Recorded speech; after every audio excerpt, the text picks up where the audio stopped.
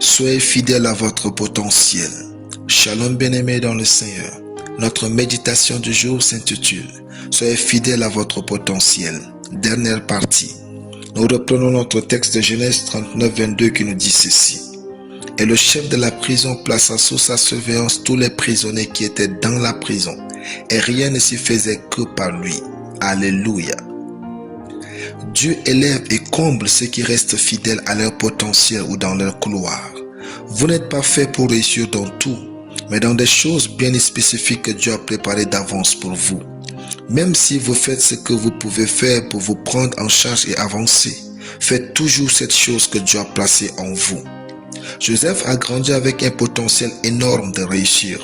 Dès son jeune âge, il savait qu'il sera un grand homme. Il avait le talent et le potentiel de gérer une maison, une administration, d'interpréter les rêves et de diriger. Vendu et trahi par ses frères, accusé par la femme de Potiphar, séparé de l'amour de son père et de son jeune frère, Joseph avait tout ce qu'il lui fallait pour renier son désir de réussir et de vivre comme une personne ordinaire. Mais, même en prison, Joseph a servi avec joie les autres. Le succès, c'est la capacité d'aller d'une souffrance à une autre sans perdre l'enthousiasme, jusqu'à ce que Dieu vous fasse du bien. Joseph est resté fidèle à son potentiel. Dieu l'a élevé sur l'Égypte. Votre succès ne dépend pas de ce que vous endurez, mais de comment vous réagissez face à tout. Votre élévation ne dépend pas non plus de comment les gens vous traitent, mais de comment vous réagissez face à leur traitement.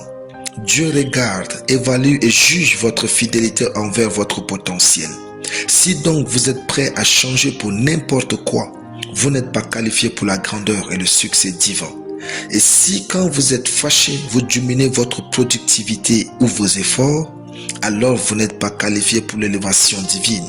Car l'élévation de Dieu est une responsabilité bien plus qu'un privilège. Ne changez pas de couloir parce que les choses ne vont pas bien. Ne truquez pas votre appel, ni votre rêve, ni votre potentiel pour aller là où les autres réussissent mieux. Souvent, le succès vient dans la vie de ceux qui savent rester quelque part assez longtemps pour porter de fruits. C'est ce qui a marché chez les autres ne va pas forcément marcher pour vous à long terme. Restez avec Dieu. Faites ce qu'il vous dit et patientez. Il faut parfois du temps pour que les grandes choses se produisent. Alléluia. Prions. Merci Seigneur pour ta parole dans mon esprit. Je confesse que je suis fidèle à mon potentiel et appelle au nom de Jésus. Amen. La lecture biblique en une année, Psaume 136 à Psaume 140. Soyez bénis, c'était le pain du ciel.